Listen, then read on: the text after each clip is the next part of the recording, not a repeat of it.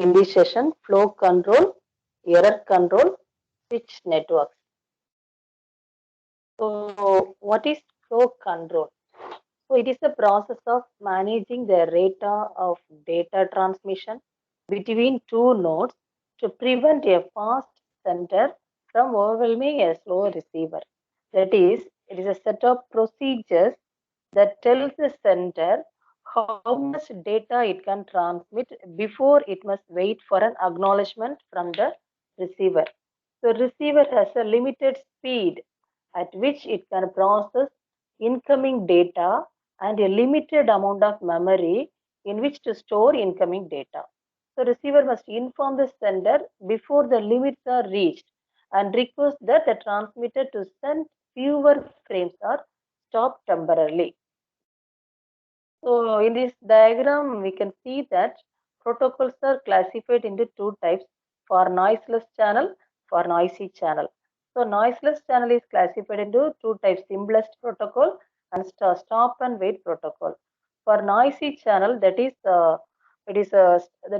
classified into three types. That is, one is stop and wait ARQ, that is stop and wait automatic repeat request, and another one is that is sliding window protocol. That is sliding window protocol is classified into two types: go back in ARQ and selective repeat ARQ. So first we'll discuss about for noisy channel, noiseless channel. Okay, noiseless channel. Let's first assume that we have an ideal channel in which no frames are lost or duplicated or corrupted. So we introduce two protocols for this type of channel. First, simplest protocol. Actually, the simplest protocol means that is in this diagram you can see that is sender receiver. Okay, sender is sending the data, that is a frame, to the receiver. Only one channel, that is data are transmitted in one direction only. So no error occurs. Okay, so the receiver can only process the received information at a finite rate. So in this diagram, A is sending the message to the receiver, B is receiving the message, and A is sending the next frame like that, it is sending the data. So the problem here is how to prevent the sender from flooding the receiver. Problem here is how to prevent the sender from flooding the receiver. So that problem can be rectified by stop and wait protocol. So stop and wait protocol. So stop and wait protocol means it is the simplest form of flow and control. The thing is, when the sender sends the message to the receiver and the receiver receives the frame, that is the message, and after receiving the message, the receiver has to send an acknowledgement to the sender. So that is within the, that is acknowledgement also has to received by the sender within the particular time period. Okay, the particular time period is specified to receive the acknowledgement frame. So based on the time period, it will be waiting for receiving the acknowledgement. That is, sender will wait for an acknowledgement. Once it receives the acknowledgement, then it starts to send the next frame. So the process is going on, that is continued. It's still how many packets, that is how many frames are sent from the sender to receiver. So that is the next frame is sent to the receiver. Again the next the receiver receiving the frame and send the acknowledgement. That acknowledgement will be received by the sender. Again sender send the next frame, like that, keep on going that. So that is called as stop and wait protocol. So the stop and wait flow control is the simplest form of flow control. In this method, the receiver indicates its readiness to receive the data for each frame. So the message is broken into multiple frames. So the sender waits for an acknowledgement after every frame for the specified time. It is sent to ensure that the receiver has received the frame correctly. It will then send the next frame only after the acknowledgement has been received. So here you can see that the sender has a control variable and that holds the number of the recently sent frame, 0 or 1.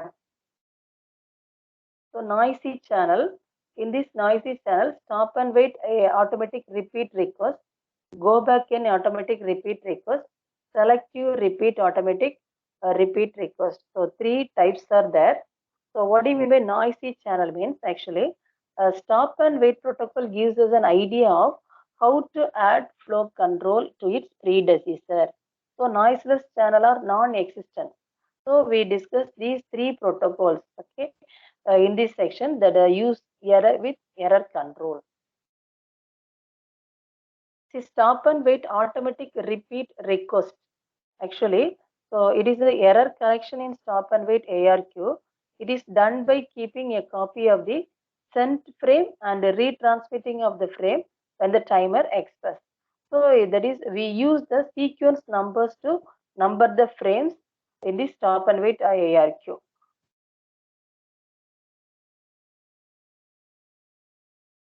Okay, first we'll discuss about stop and wait protocol first. So stop and wait normal operation, stop and wait ARQ last frame, stop and wait ARQ last acknowledgement frame, stop and wait delayed acknowledgement frame. So first normal operation, that is stop and wait normal operation. The thing is,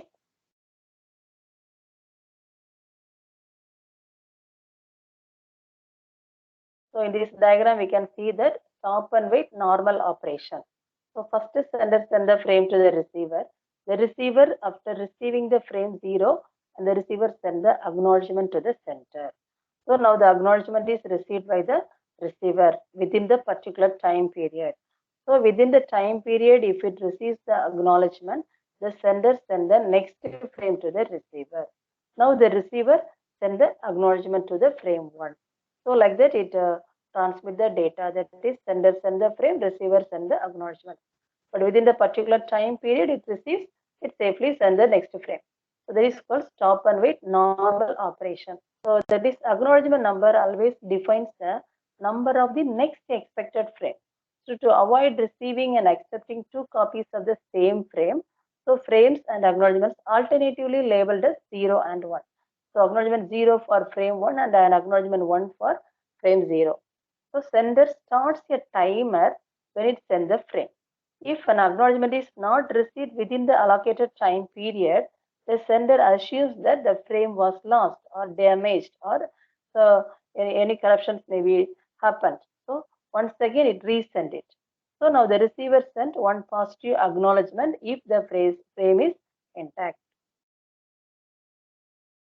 So stop and wait ARQ last frame. So first, for example, suppose the frame which is sent by the sender may be lost. What will happen? Okay. So in this diagram, we can see that is the sender sending the frame 0 to the receiver, and the receiver send the acknowledgement 1 to the sender. Okay, within the particular time period, it receives the acknowledgement. So no problem. So again, sender send the next frame, that is frame 1 to the receiver. So now the receiver receives the not receiving the frame. That is, the frame 1 is lost here. Okay, it is an error control method.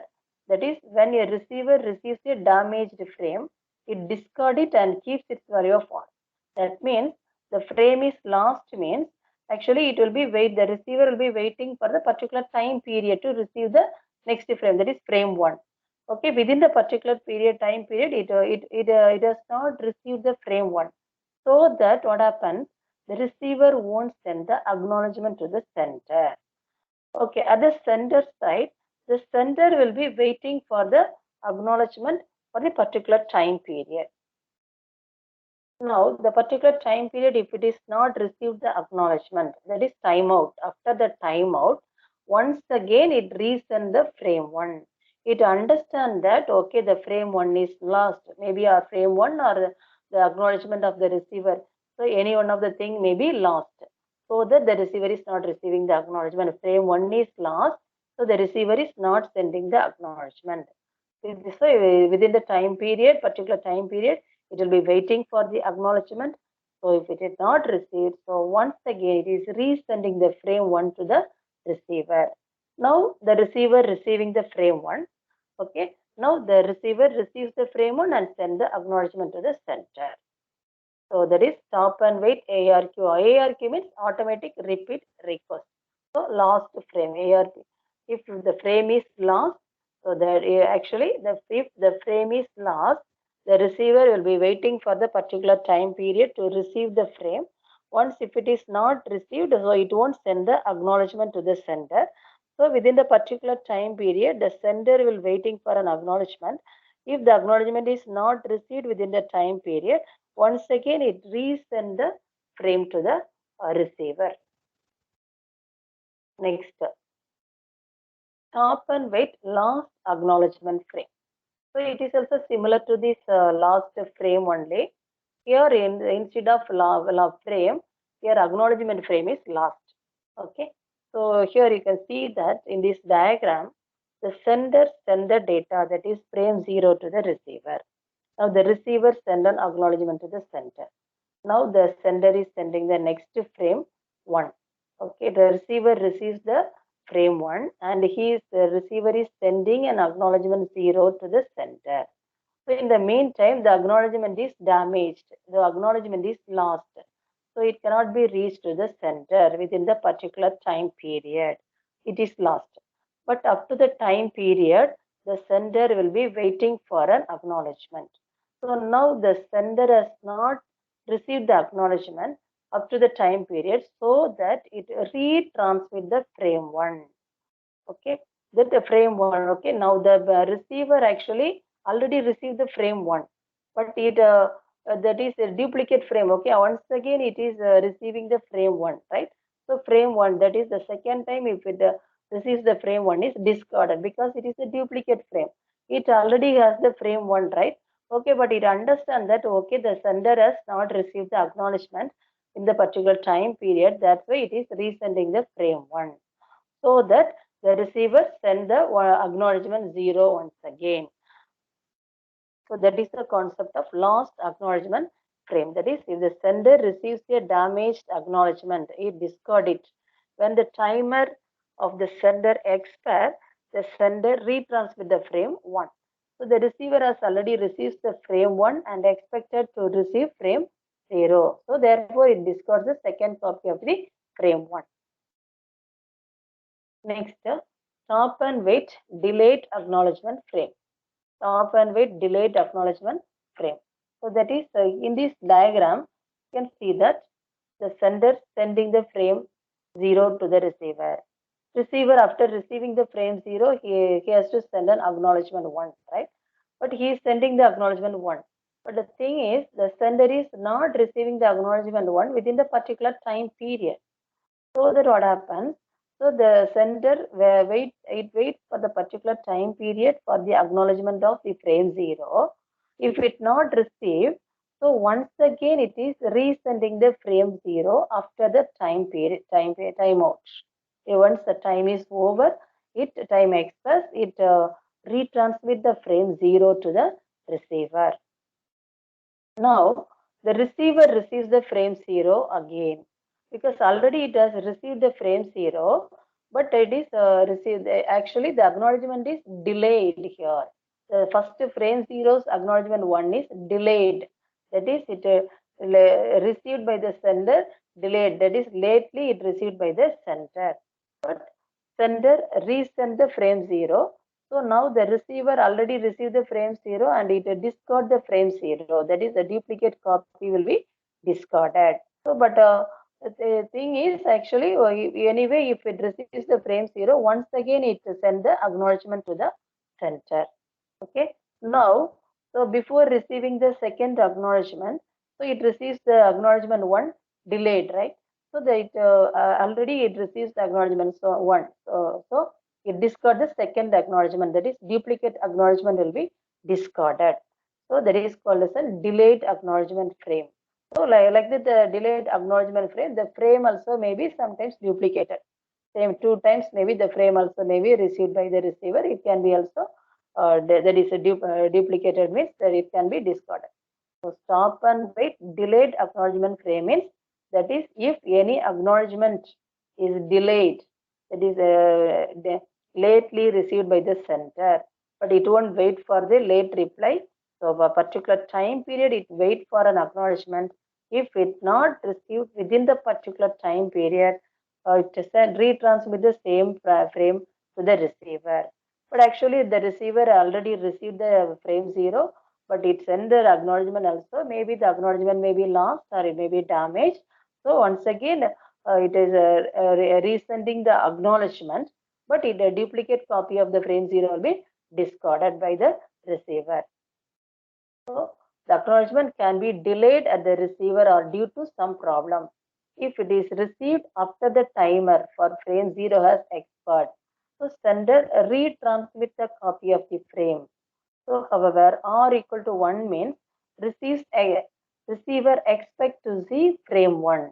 So the receiver discards the duplicate frame 0. So sender receives two acknowledgements. So it discards the second acknowledgement. The duplicate acknowledgement, obviously it discards that. So that's all about stop and wait protocol. That is stop and wait ARQ. So what are the drawbacks of stop and wait ARQ? So drawbacks in stop and wait, if any point in time there is only one frame that is sent and waiting to be acknowledgement. So this is not good use for transmission medium. So that is actually the in stop and wait protocol. So that is it has to be wait for a particular time period. Suppose it will be useful for only a small number of packets means it is okay, but a large number of packets to transmit by using stop and wait protocol means it is very difficult because each and every packet we have to be expecting for an acknowledgement. So it takes too much of time. So that's what we are going to use sliding window protocol. But in sliding window protocol means actually the problem of stop and wait will be removed by using sliding window protocol. That is, we in the stop and wait protocol we cannot able to send multiple packets at a time. But by using sliding window protocol, it allows multiple frames to be in transit. That is the for example on window size. Okay, in that window size will be fixed for sliding window. For example, the window size is 5. Here in this diagram, you can see that 0, 1, 2.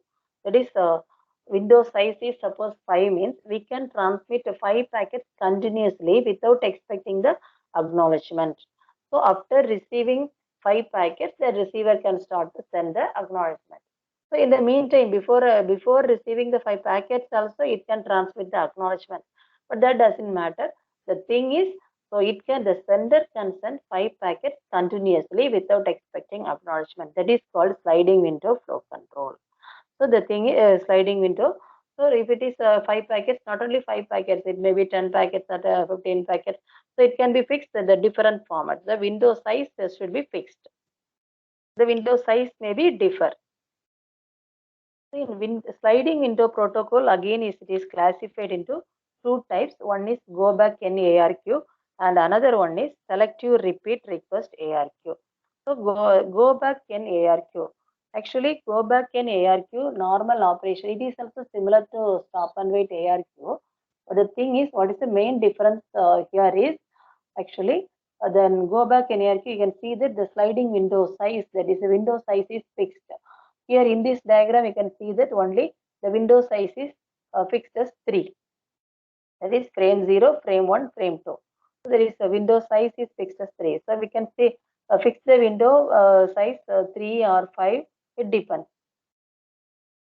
So and once again you can see that frame 0, frame 1, frame 2, that is alternative. In stop and wait protocol, that is alternative values, that is 0 and 1 are fixed. 1 are used here.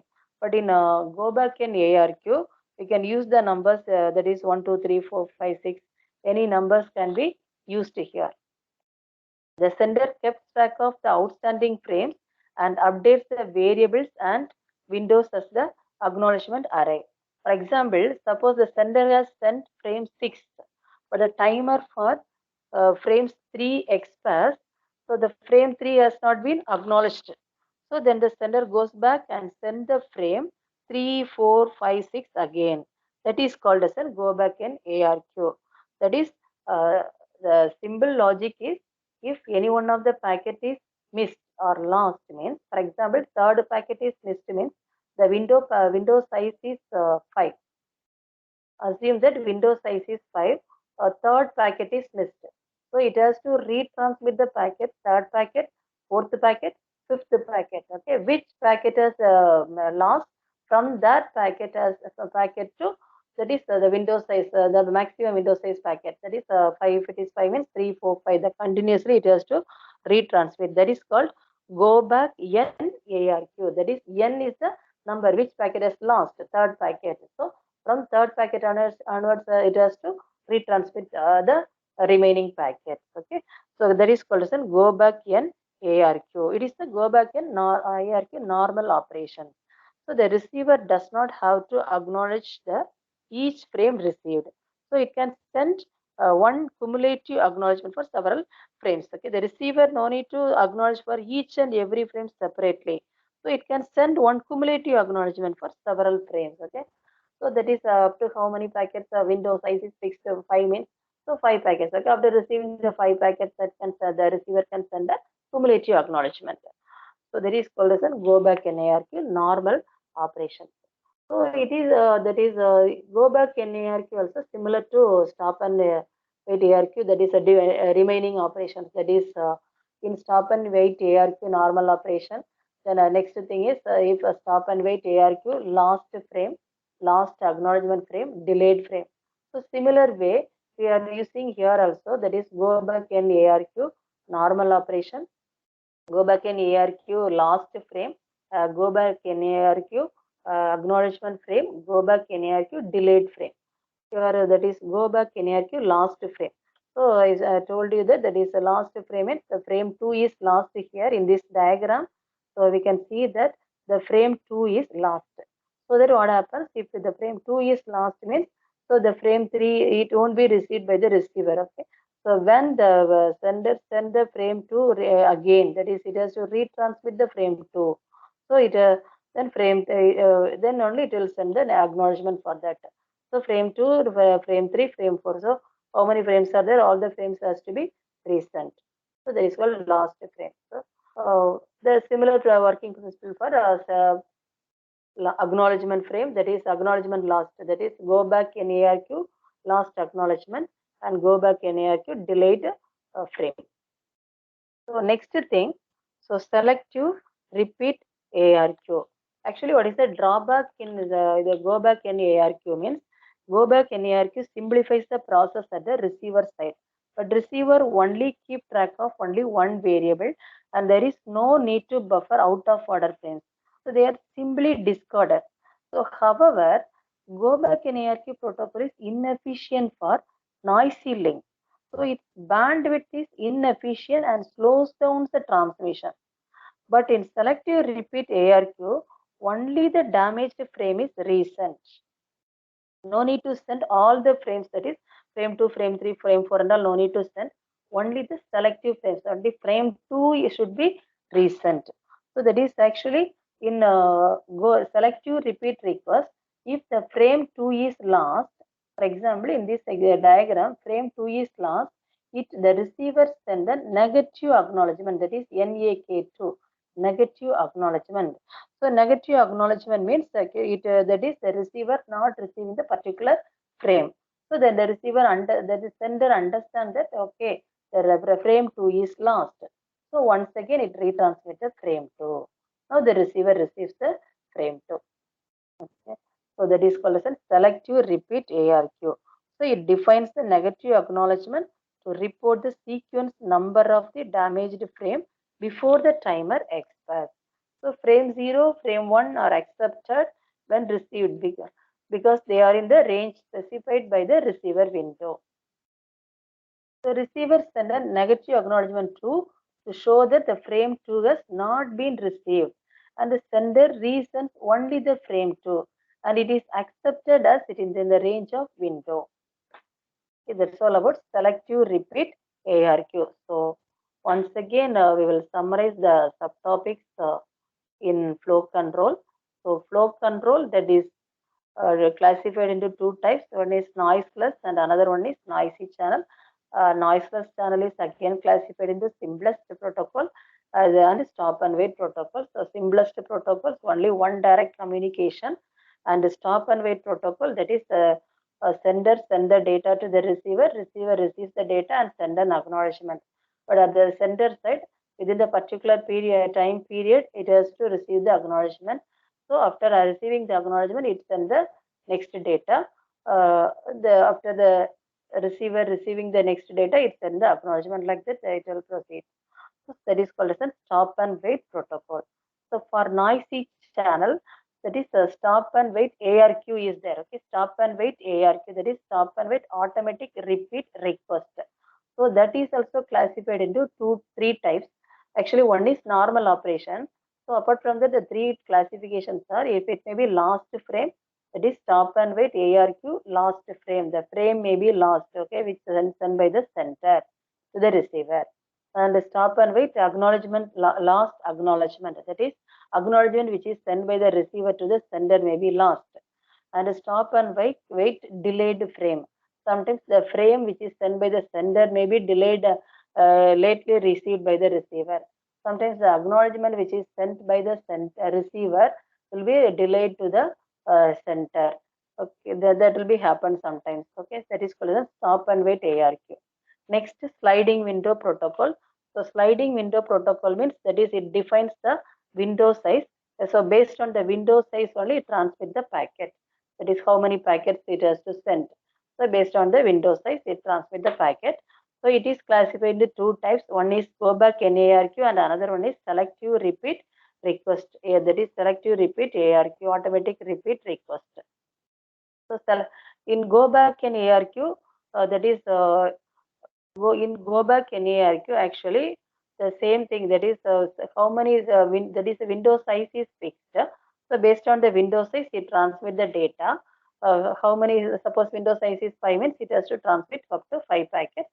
So the thing is, if the fifth, suppose third packet is deleted, that is third packet is not received by the receiver, then the sender has to, that is the receiver won't send the acknowledgement for the third packet. Now the sender understand that, okay, the third packet is not received by the sender.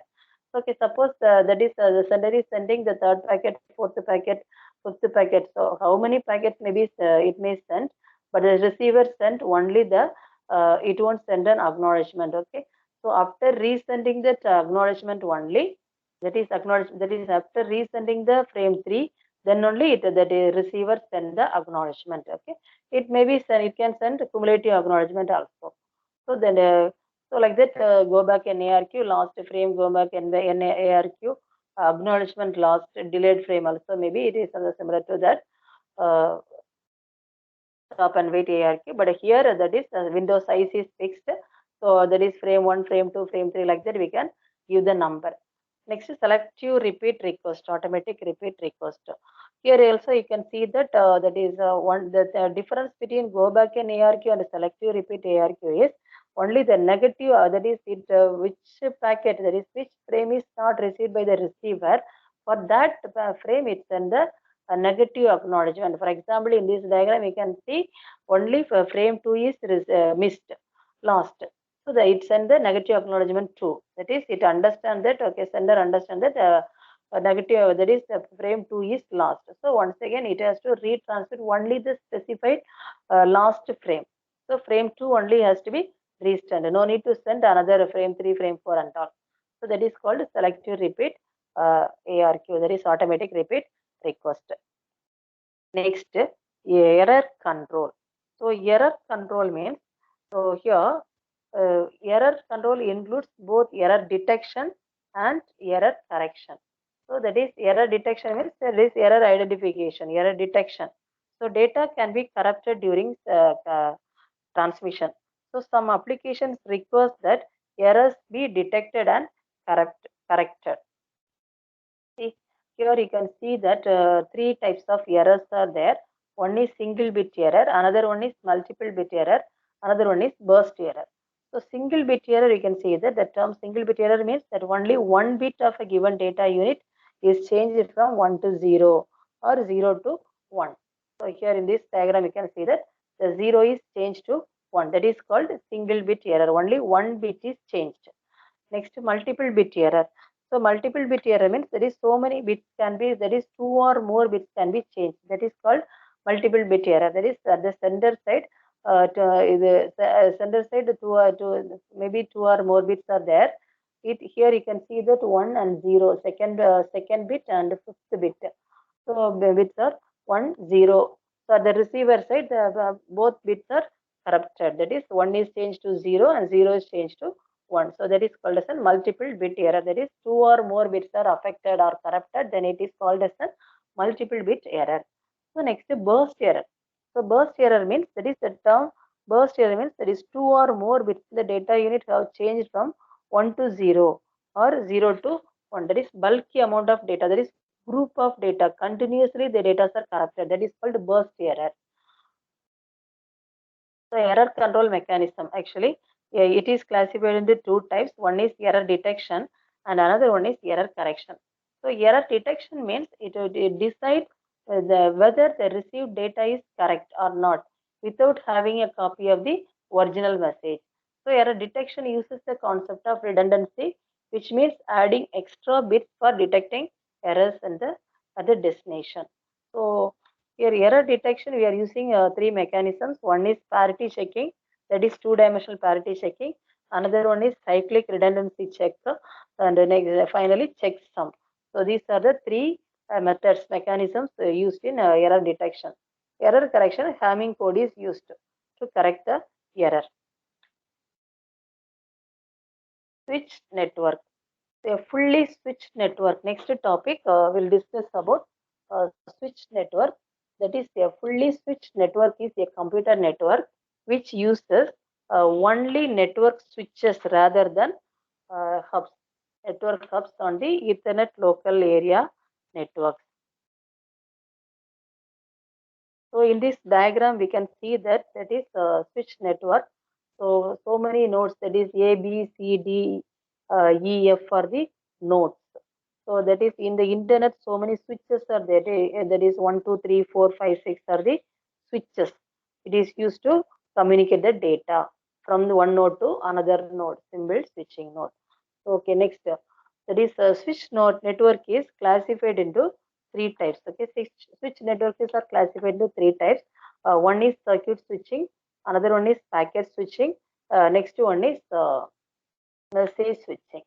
So now circuit switch network, that is again, switch network is again classified into two more types: space division switching and time division switching. Okay, first we'll discuss about circuit switching. So there is a dedicated communication path between the two stations, that is source to destination. So the path is connected a sequence of link between the network nodes. So on each physical link, a logical channel is dedicated to the connection. So best example for circuit switching is telephone system. Best example for circuit switching is telephone system. Uh, in this circuit switching, we can see that three phases are there. That is, communication via circuit switching has three phases. Before transmitting the data, first it has to establish the circuit connection. Uh, After establishing the connection, that is, once the connection is established, so it can transmit the data. So the packet can be, that is, data can be transmitted. After completing the data transfer, it has to close the connection. That means it has to disconnect the circuits. So that is the resources which are allocated as deallocated. So the switches must know how to find the route to the destination and how to allocate the bandwidth to the establish the connection. Actually, circuit switching properties are inefficiency and delay. So in this diagram, you can see that public circuit switching, that is ABC nodes are there. That is D, E, F, G. Okay, these are also another nodes. So switches 1, 2, 3, 4. So four switches are there. So A can, suppose A want to transmit the packet to the node F. So how we transmit the data? First it pass the message to the switch 1, then switch 1 pass the message to switch 2, switch 2 pass the message to switch 4. So like finally switch 4 pass the message to F. So this is the way it pass the message. So here also you can see that public circuit switch network telephone exchange, how it pass the message. So what are the drawbacks of circuit switching? So it is designed for voice service. So resources dedicated to a particular call for data transmission, much of the time the connection is idle. So like web browsing. So the data rate is also fixed. So both ends must operate at the same rate during the entire period of connection. So these are the drawbacks of circuit switching. So we will move to the next switching, that is packet switching. So packet switching means actually the user message and display, that is messages are split up into number of packets at the fixed maximum size. So the packet can be choose any path to carry the message. The packet can be choose any path to carry the message. The whole user messages are reassembled at the destination node. So this can significantly reduce the transmission time between the sender and receiver. So the characteristics of packet switching means it shares the communication channel within the network. So it flexible routing, that means it can use the same physical channel to deliver the message to two different nodes within the network. So it can be used for interactive access. So two types actually the packet switching is classified into two types. One is datagram and another one is virtual circuit.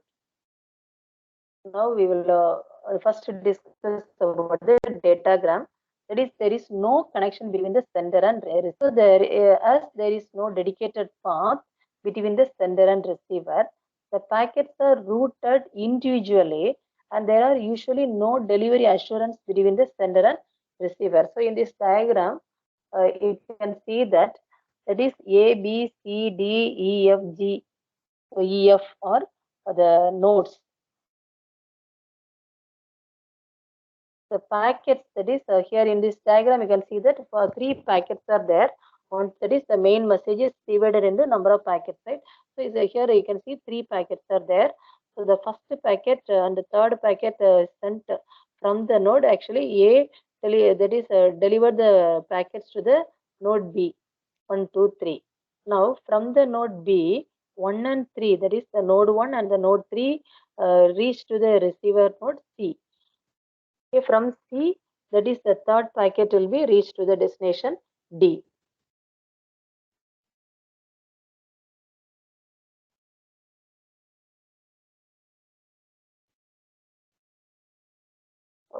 Then from B, that is move from the B to F.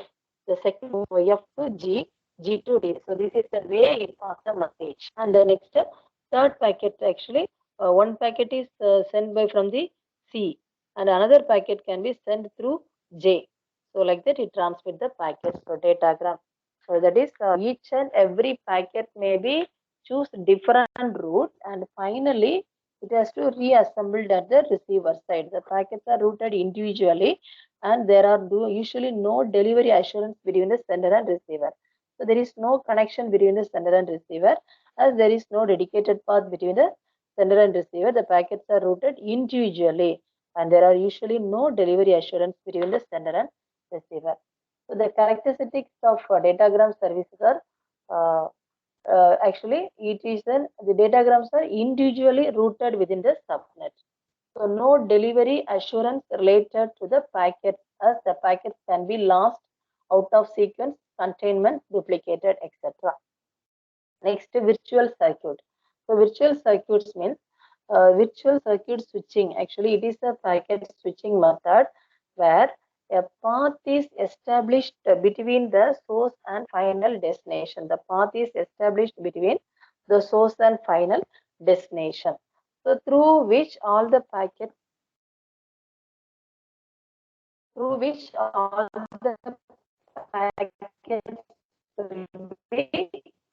routed during a call. So this path is called as a virtual circuit. In virtual circuit, a pre-planned and that is before starting the transmit the data, it has to establish the connection. So once it establishes the connection in this diagram, you can see that. So the connection is established from between the sender and receiver. Here you can assume that the sender is A, the receiver is X. So it established the connection. That connection is shown in the color diagram as a red color symbol, right? So the A to X, A to I, that is A to 1, 1 to 2, 3, 3 to 4, 4 to X. So this is the way you transfer the data from A to X. So once the connection, that is path is established, after establishing the path, we transfer the data through that path. So in this diagram, we can see that in the second diagram, so the data, that is 1, 2, 3 packets are transmitted through the established path. After transmission is over, it has to release the connection. That is, it has to close the connection. That is, so once if it is close the connection, it may be moved to another one. That is, another nodes can be used this route. So here also virtual circuit also you can see that is in the diagram. First diagram you can see that a route between stations is set up prior to the data transfer. Before starting to transfer the data, it has to establish the communication path.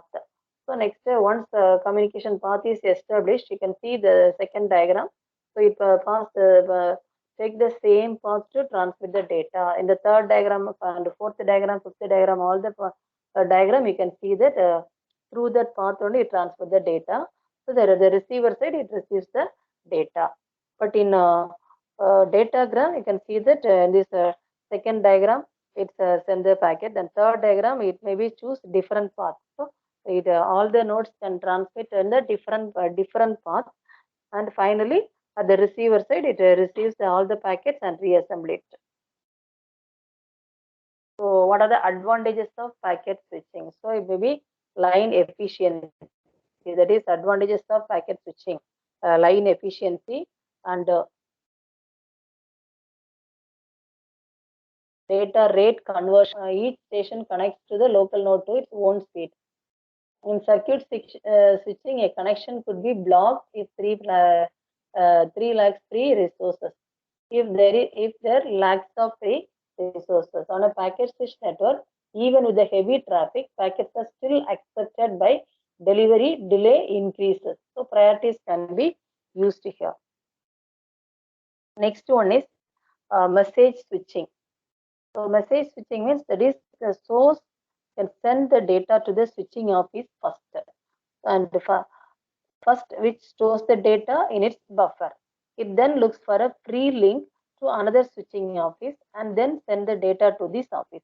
The process continued till the data is delivered to the destination computer. So it is also known as store and forward technique. So example for store and forward technique is that is when message switching is email and web browsing. So email, web browsings are used as an example of message switching.